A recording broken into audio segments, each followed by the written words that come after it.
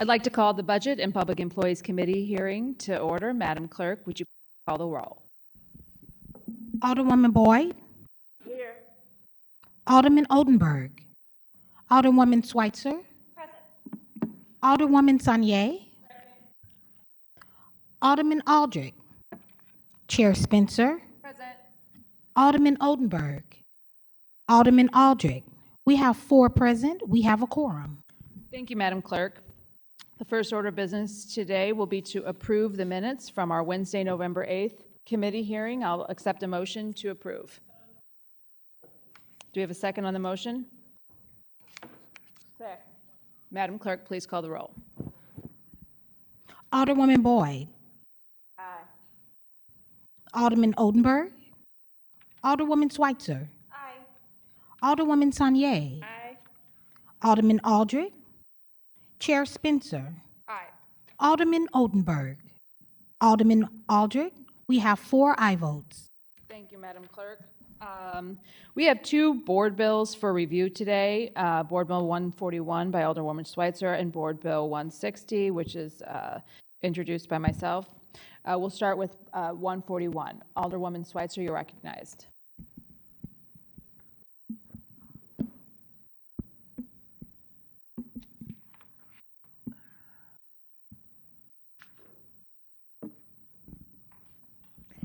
Thank you, Madam Chair, members of the board. Last week, we heard during our committee meeting regarding Board Bill 141 as amended that it is a property tax freeze for seniors 62 or over who qualify for Social Security and own a home in the city of St. Louis and live in that home in the city of St. Louis.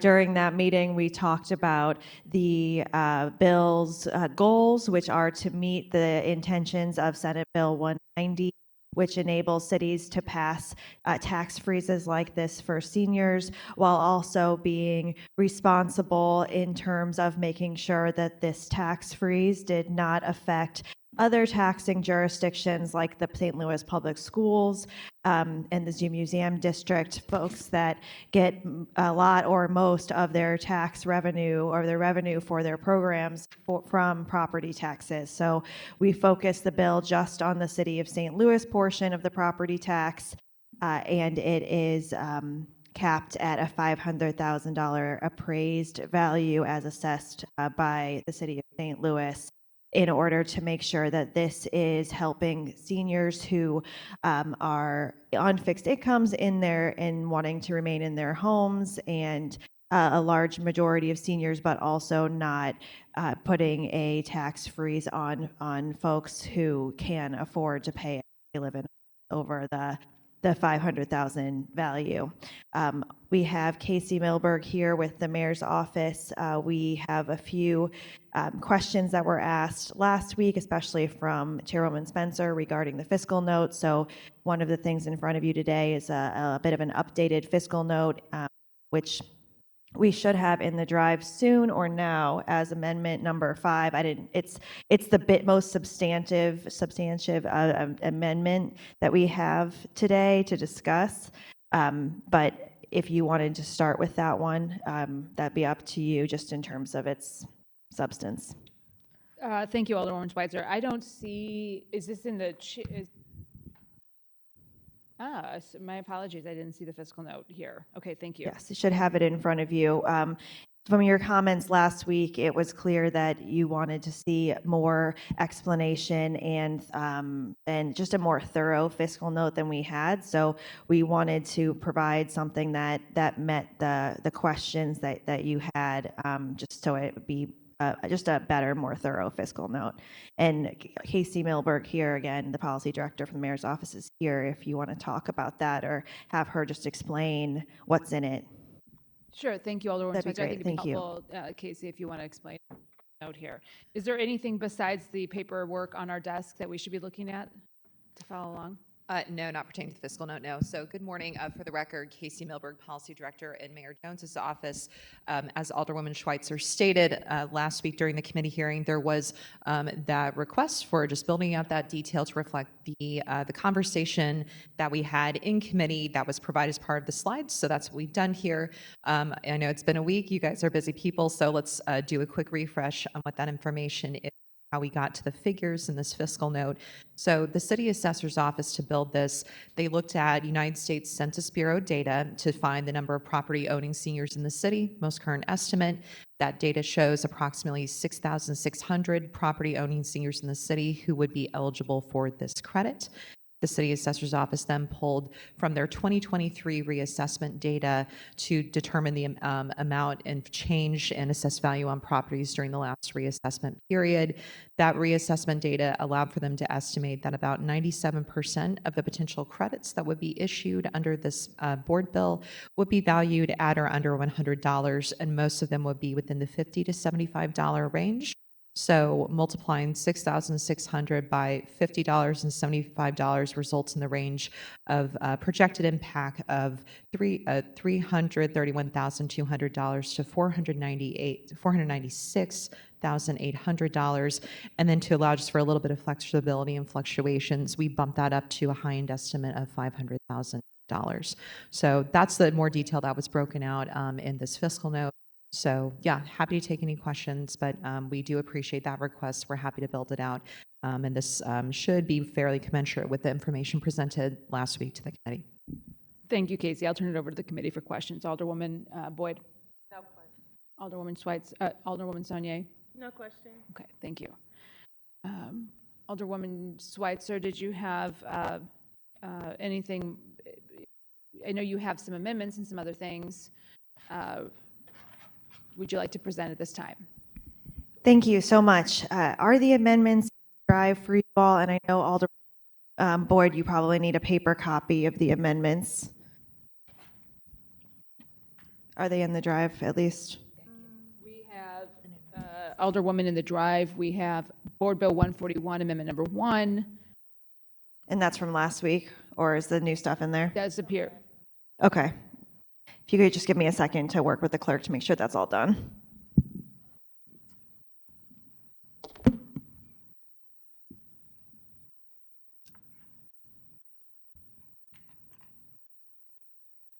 In the meantime, we do have some written comments in the drive. Madam Clerk, do you have access to the written comments? No, they weren't in the drive this morning. Give me one moment, I can get those. Okay. Thank you for your patience, everyone.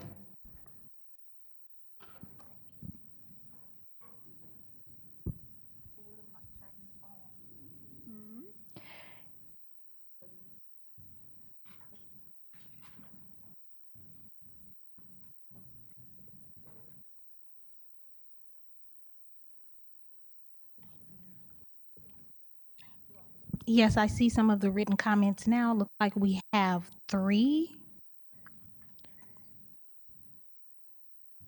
Okay. Did you want those read? I just wanted to make to direct the attention of the committee to those written comments and support. I know it's always important to hear from the public and folks that are impacted by what we're doing here. So we do have a few written comments. If it's all right with the chair, I won't read them, but I just want to acknowledge where they're from. So we have a written comment from Jared Opsel, the executive director of the Senior Fund of the City of St. Louis. We have a letter from the Mental Health Board. Thank you, Alderman Boyd, on behalf of this bill, and it goes through their support and what they do. Okay.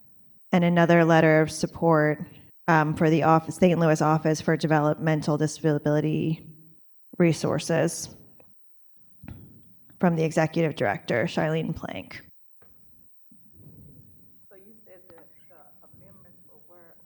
They should be in the board bills folder shortly. I'm still seeing just the amendment from last week.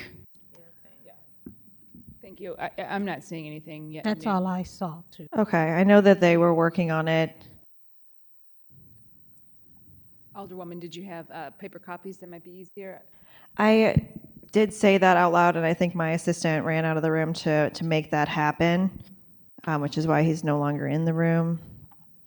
So currently, the clerk is getting those ready. Okay. Do Yeah, if we're able to take a 10-minute recess, I'm so sorry for this, for this pause here. what we could do, yeah, we could take a. Do we need a 10-minute recess? You think? I think that would be 100% enough time. I think a 5-minute recess might be cutting it close. Great. We'll take a 10-minute recess. Thank you so much.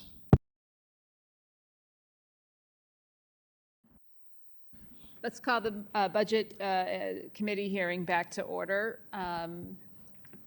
Alderwoman Schweitzer, are you ready to proceed? Thank you so much, and I apologize for the needed recess there. I feel like wasting people's time is one of the 7 deadly sins, and if it's not, it should be, so I apologize.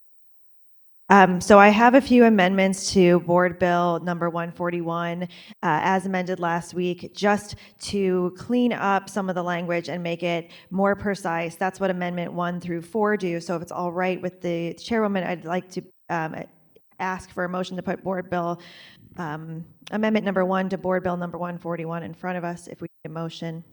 I'll accept a motion to put Amendment number 1 to Board Bill 141. Previous roll. Hearing no objections, you may proceed, Alderwoman. Thank you very much. So this amendment adds the words, the total appraised market value of the property, adds to that the words, as determined by the most recent city assessment. That is to standardize the language throughout to show how the appraised market value of the property is being recorded. I'll take questions from the committee on Amendment number 1. Alderwoman Boyd.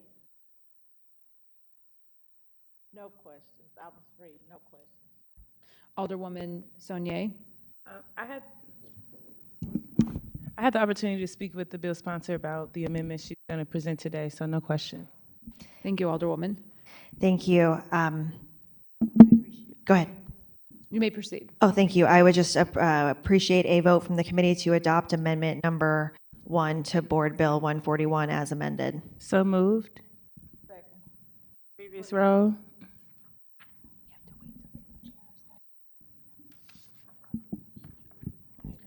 Hearing no objection, we've adopted Amendment number 1 to Board Bill 141. Thank you. And if it's possible to put now an Amendment number 2 in front of us. I'll accept a motion to put Amendment number 2 to Board Bill 141 before us. So moved. Second. Previous row. Hearing no objections, we're considering Amendment number 2. Alderwoman, you may proceed. Thank you. Amendment number 2 does what Amendment number 1 did, just in a different place to standardize the definition of how total appraised market value of the property is being calculated. I'll accept questions from the committee. Alderwoman Boyd. No Alderwoman question. Saunier.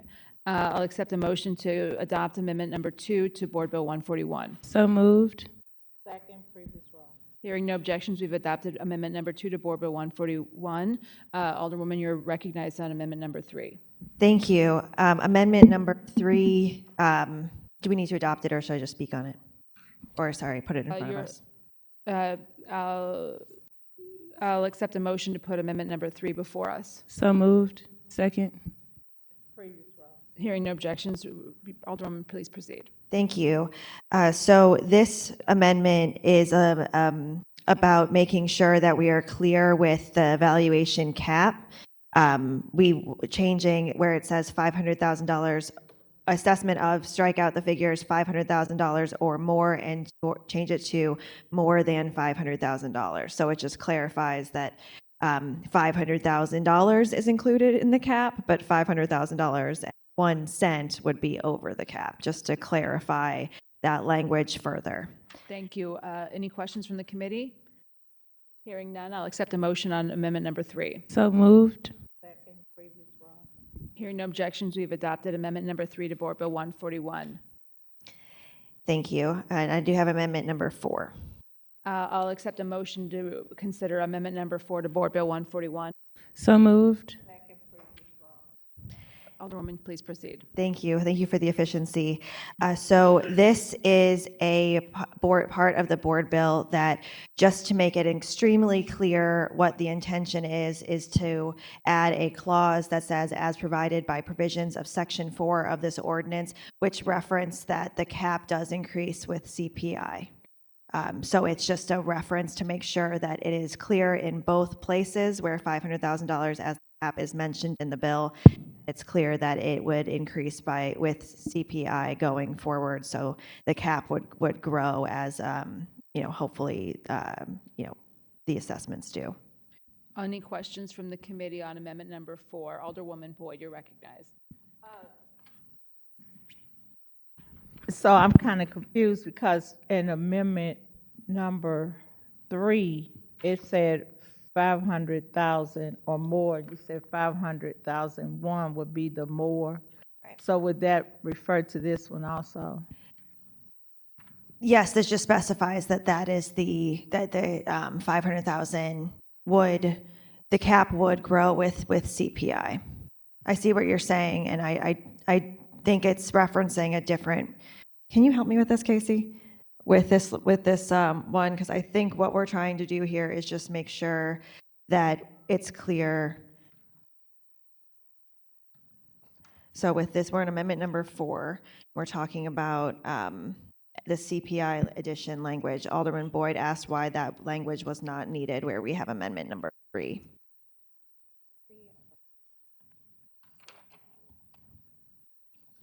Let's get the bill up here.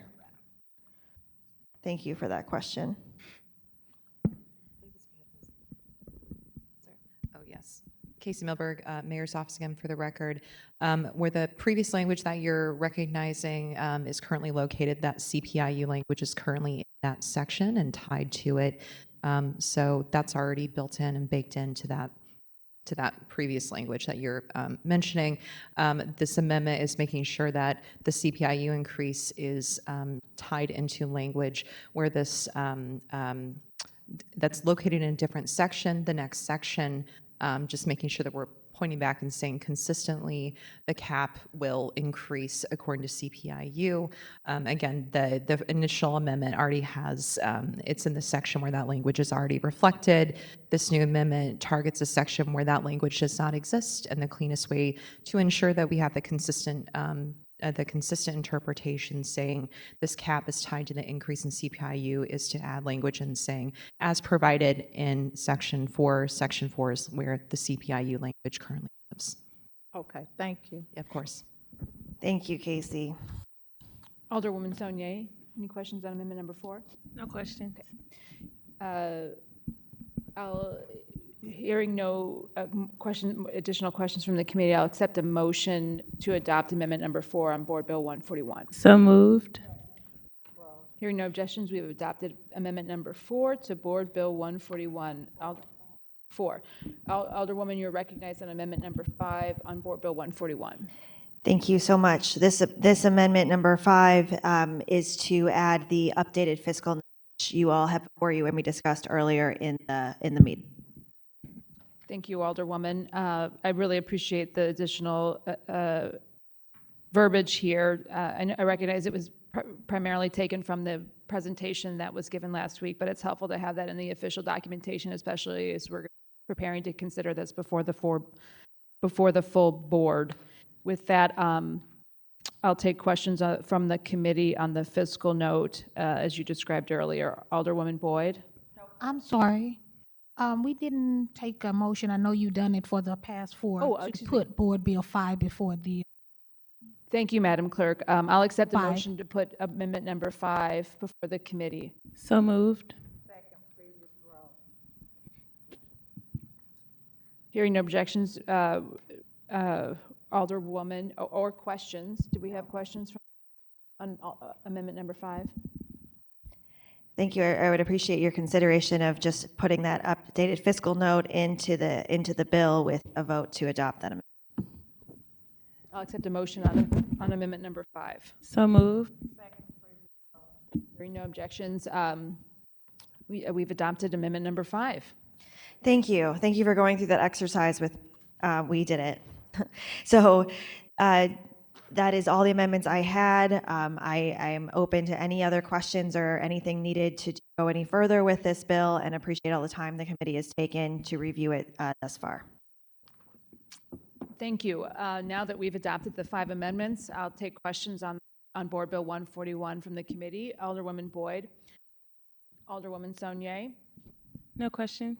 Okay, well, we had a lengthy discussion last week. I really appreciate the presentation by Casey from the mayor's office and your work on this, as well as from the other departments who were involved. With that, I'll accept a motion on Board Bill 141. So moved. What the motion, I'll accept a motion to pass Board Bill 141 with a due pass recommendation. So moved. Okay, hearing no objections, congratulations, Alderwoman. We've passed Board Bill 141 with a due pass recommendation. Thank you so much. Okay, I'm going to turn it over to the Vice Chair so we can consider Board Bill 160. Alderwoman, if you don't mind taking the mic.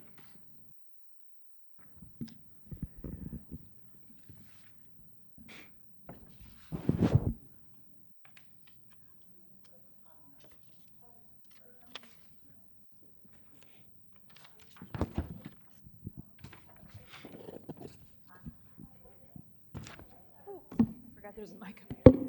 Okay, excuse me, we're still in session. Excuse me.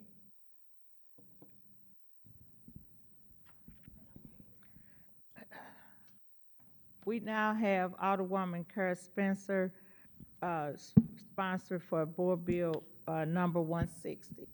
Thank you, Madam Vice Chair. Board Bill 160 is a pay bill. This relates to our police and fire. What this bill does is really, during our budget process, we considered raises for our police department and our fire department. As part of that consideration, you know, the police department was involved in collective bargaining on behalf of the lower ranking or the lower ranking police officers. Unfortunately, when we passed our pay ordinance, the consideration for our upper staff and our police and fire were not granted those raises associated with that. The police budget did account for those raises, which went in parity with the raises for the lower ranking officers. The fiscal note associated with this bill reflects that the fire department did not account for those increases that would go alongside of those lower ranking officer raises. So what this bill does is really just put the management of our police and fire department on par with the lower ranking officers and give the reflective raises that were the result of the collective bargaining for our lower ranking officers. And so right now what you see is kind of this disparity where lower ranking officers received raises as we negotiated and discussed in our budget process earlier this year, and our police and fire did not receive those same raises. So this bill rectifies that. And I've got the personnel department who can speak on this, who prepared the bill, as well as Nancy Cross from the mayor's office is here as well. With that, I'd like to turn it over to John from our personnel department to kind of answer some of the finer details about this. Thank you. My name is John Understahl. I'm the Deputy Director of Personnel. The Alderman did a very good summary here of what this board bill would do. When we did the increases for the police and fire, the union negotiated increases were for those levels below police captain and fire alarm manager. So they got increases at the captain and fire alarm manager and above, but not at the same rate as the lower levels. So this was brought to our attention by the police department, who budgeted for this, that it was creating some morale problems within the ranks over at police. So this would increase those amounts, which were anywhere between 5 and 8% for those higher ranks, to be 10, 12, and 14%, depending on what point in the matrix step they would be at. So, any questions? And so at this time, we'll ask the committee members if they have any questions. Alderwoman Schweitzer, do you have any questions? Sure. I have a few questions. Can you talk about the oversight of that, of the process of pay raises, and how this just a little bit more background? What do you mean oversight, as in? Yeah, I'm trying to think of exactly how I would say it. Chairwoman Spencer, do you have kind of do you understand what I'm saying? I think what was discussed really was, this was, there was an oversight in not applying the appropriate pay bill increases when we passed the pay bill. So if you could help the committee understand how there was this oversight in the managerials, the captain and upper ranks of our police and fire department, and how that oversight happened. Yeah, I don't know that I would consider it necessarily an oversight. I think there's probably some communication that didn't occur between the police division, us, and the director of operations, that these were budgeted for these amounts. So the Department of Personnel sets all these pay schedules. So we were taken into account to create a spread between the lower levels and the upper levels that we thought was appropriate, but didn't regard what the previous spread was. So, I think there's some history with some of these going back to the Board of Police Commissioners, how these spreads have been traditionally between these higher ranks and the lower ranks. So we were unaware of kind of the effect that might have within the department. But the only miscommunication was us not realizing this money was already accounted for when we were composing the original bill.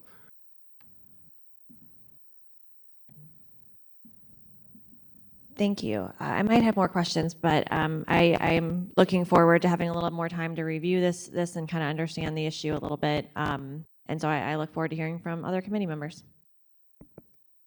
Thank you. Alderwoman Saunier. Thank you. So I do see in the bill just kind of some descriptions on how this would work, but I think what I'm looking at would more so apply to starting officers. I'm just curious, do you know like what the average salary is right now for a higher ranking officer? I do not have, without it being in front of me, to know the numbers, but yeah, but the current, this is This is the bill, 160. okay. It's Yeah. hard to kind of Yeah, bi-weekly pay range. And the numbers, it is hard to understand. yeah. And I think probably too, because it's just various different rankings. I see it. So I see it clearly says like for starting officers, the salary was maybe around 50,600. It would raise to 54,000 for starting officers. So I see it very clearly for them. I just don't see it as clearly for others, but that's okay. That was really my only question. I can explain just in general, these were kind of cascaded increases that we did. So before, with the officers, lieutenants, they were increased 9, 11, 13% from the previous board bill to create Board Bill 71868. But the others were looked between 5 and 8%. So this is just, bridging that gap to increase. So I wouldn't know the exactly yearly amounts without, calculating all that. But the biweekly, you can see from the previous board bill to now, I think is attached to the new board bill. Okay. All right. Thank you. I don't have a question. I just have a comment. I'm glad you all called it to make sure that we corrected this. I say hiccup. I'm not going to say a mistake. That we corrected the hiccup that was done so we can adjust it. So I guess my question is, will this be prorated back to when it was originally supposed to happen? So we wouldn't be able to do retroactive pay, but these increases are 1% higher than the lieutenant rank, which is directly below, to kind of account for that delay in receiving it. So it won't be immediate, but they will make up that difference. Okay, thank you. Did anyone else have any other questions? Okay. Thank you. Thank you, John, for being here and for answering those questions. I think What I would like to do, Madam Vice Chair, is to ask our Personnel Department and maybe our Police and Fire Department just to kind of outline the questions that Alderwoman Saunier brought up, so we can have a clear understanding of what we're looking at as far as raises and that is concerned. And we have a committee hearing next week, and so maybe given a little more time to kind of digest it, as Alderwoman Schweitzer pointed out, we could just make sure that we're committed to kind of talking through this over the next week, identifying any additional questions, and making sure we get this considered and voted on next week at our committee hearing. Can I ask a question? Alderwoman Saunier. Thank you. I was just, when we get more information, if we could see, because I know right now we're saying high-ranking officers, which is, I was just going to say in regards to the information that's going to come, I know right now we're saying high-ranking officers, and I know that includes lieutenants and sergeants, so I would like to see just kind of that information just parsed out more specifically. Sure. Thank you, Alderwoman Saunier. We'll work on getting that. As I just conferred with with Nancy Cross, this should impact about 50 of our city employees. So it's not a huge number, but certainly folks that are performing a very vital service to our city and leading both our fire and our police department. So, Did you want her to speak? sure, Nancy, if you don't mind. Sure. Sorry, I'm Nancy Cross. I'm the Director of Operations for the City of St. Louis, and I will sign in Aura before I leave because I wasn't going to speak. So this is for about 40 or 50 officers who were left off the pay bill compensation plan that you voted on last spring as part of the budget. So the money was put into the budget. Everyone else was, the rank and file officers were in the budget for this year where they got the 9, 11, and 13% increases. We increased this, the money is in the budget. We increased this a little bit to be 10, 12, and 14, minus any 3% raise they got with the general staff in July, and they will get the difference going forward. We cannot go back because there's a state law that does not allow us to pay people retroactively. The final piece is that all of the rank and file unions in the city are coming back to meet with the Department of Personnel to talk about raises for the next fiscal year, which would start in July of 24. So we will be reviewing raises and pay at that time for everybody else. This is to fix an error that was made because we usually just bargain with the unions and it's not large amounts, so everybody just gets across the board. We did something different to attract people, and we're trying to make sure that we are fair across the board with everything, and hopefully this keeps a lot of the higher level ranking officers who could leave or could be close to retirement. So I hope that helps clarify. So all the rank and file, their unions have requested to meet with us again. We just haven't set up dates yet. So mostly because of scheduling. Thank you, Nancy. And so what I'm hearing, Nancy, you're saying, and what I heard the personnel saying, it's like a 1%, 2% difference in that pay. For some of it, yeah. Yeah, okay, that's what I was trying to find out. Okay. Don't forget to sign in, Nancy. Thank you all. All right. So, Alderwoman, go ahead. Thank you so much. So I think what I just understood is that it wasn't like this was negotiated to be a raise months ago and for some reason they didn't get it. It's that this was pointed out, the process to work through that has been ongoing, and now this bill is it's sort of the results of those conversations. Would that be an accurate reflection of the process? I think how I would describe it is the negotiations took place for the rank and file for non-captain and above employees. It was assumed, I think, that those raises would apply to the higher ranking officers and fire department leadership. That did not happen in the pay bill, as Nancy pointed out. So this is correcting that and compensating with an extra percentage the lag that they're seeing in their pay. So this was, as John pointed out, creating obviously some morale issues in our police department as the lower ranking officers received a raise, and their leadership did not receive a comparable one. So this is addressing that, making sure that those raises are applied throughout the ranks and that we can retain not only our rank and file officers, but those at the captain level and higher. Thank you. I just wanted a better sense of the timeline as to, what happened, how it happened. Sure. All of that information is really important. Sure, and the police department at that time did include these raises as part of the budget. So, that was contemplated, but it didn't make it into the pay bill. And so this is addressing that, making sure that, Thank you. their salaries reflect the raises that the lower ranking officers received. Thank you for that clarification. Okay, I think what I'm hearing is we listened. We did. Simple as that. We listened. It was a hiccup. We listened. We went back to the table to correct the issue, and so we listened. Yeah, So- and as soon as this is brought to my attention, we put this together and got it before this committee. I recognize we'll give it another week, but I think it's important that we try to get this done as quickly as possible so that we can address that disparity there. Yeah, thank you so much. Thank you. Anything else? No, thank you, Madam Vice Chair. That's all I have for today. Thank you.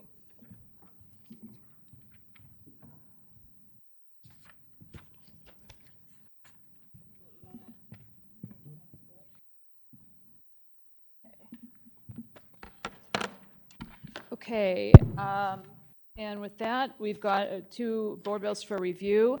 We have no resolutions or committee discussions. We did acknowledge written testimony. Do we have any announcements from committee members? Okay, I'd like to excuse both Tom Oldenburg and Rasheen Aldrich from the committee's meeting, and I'll take a motion to adjourn. Boom, thank you. Right on time.